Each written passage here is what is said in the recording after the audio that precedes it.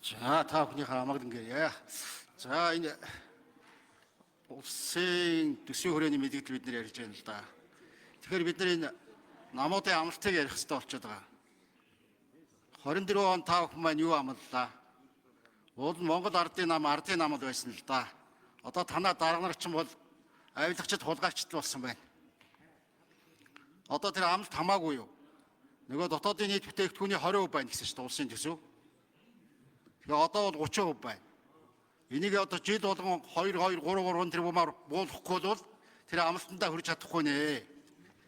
Дээр нэмээд энэ төрийн өмчтэй компаниудыг нэмэхээр хувийн гэрчлийн ажлын орон зай байхгүй болчихжээ.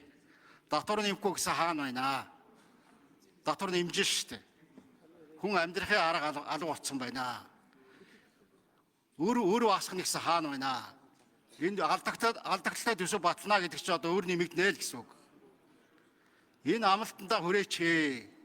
Тэгэхгүй л одоо ингээд заллин хийгээд бид нар та нар шаардлага тавих ёстой. Тэр шаардлага тавихгүй байгаа. Ингээд явж чадахгүй нэ. Энэ улсын хурл одоо 126 гишүүнтэй болцсон байгаа. Та нар одоо алийн болгоныг энэ засгийн газрын нэг хуулийн гэлцэн шиг явах юм бэ? Инээс ч болж одоо улс орон гохироо дууслаа шүү дээ. Улсын хурл юм бол улсын хурл шиг бай. Одоо нэг дампуураа салбарыг хилээдэгтэй та нар. Эрүүл мэндийн салбар ч ямар байна? Даатгал нь байхгүй. Хүмүүс эмчилгээнд орж чадахгүй байна. Боловсролын салбарыг харал та. Сурах хүчиг алга. Цалин байхгүй, багш нар байхгүй. Нэг танхимд одоо 60-70-аараа сууж байна. Гэхдээ ийм л байна шүү дээ. За тэгээ нэг эрчим хүчний салбараа хар. Реформ хийлээ гэсэн. Хаана байгаа? Байхгүй. Хэдэн станцууд хэлбэрлээ.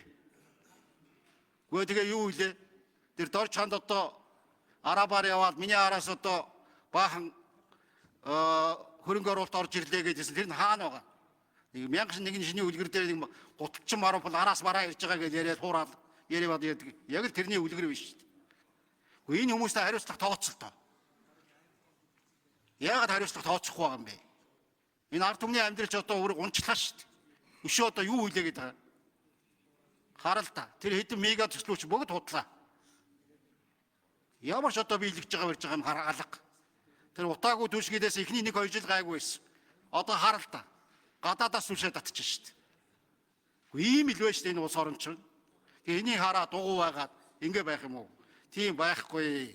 Одоо тэр мөчлөг сөрсөн, мөчлөг дагсан гэж. Дандаа л худлаа ирнэ. Өөрөөсөө хэрэгтэй болохоор мөчлөг дагж байгаа гэн. Хэрэгтэй болохоор мөчлөг сөрчил байна гэн.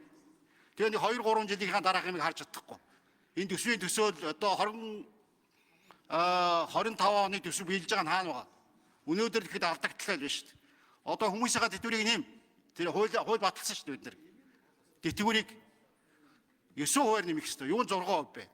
Тийм байхгүй шүү дээ. Инфляц 8%тай байх чинь. Тэр багш нарын цалин харал та.